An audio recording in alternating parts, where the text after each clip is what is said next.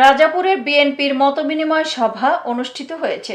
ঝালকাঠি রাজাপুর প্রতিনিধি মোহাম্মদ রিয়াজ মিয়ার তথ্যচিত্রে দেখুন বিস্তারিত।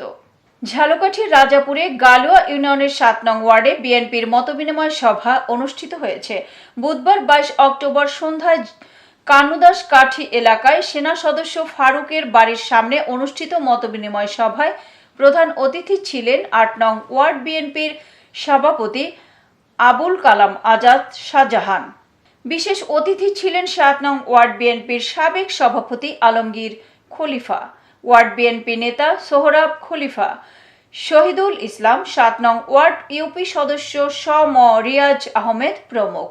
সভায় প্রধান বক্তা ছিলেন উপজেলা যুবদলের যুগ্ম আহ্বায়ক আসাদুজ্জামান পনির।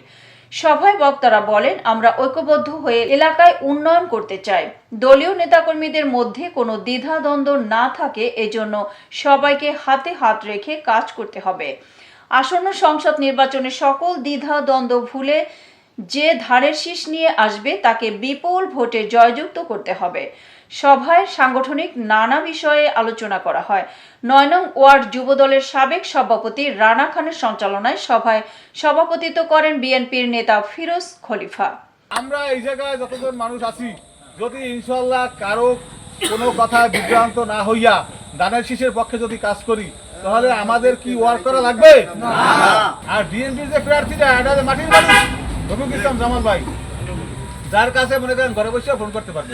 আমি আজকে আপনাদের কাছে বললাম, যদি আমরা টার্গেট পূরণ করতে পারি, তা রাজাপুর উপজেলার রাজধানী ৭ নং ওয়ার্ডে ইনশাআল্লাহ।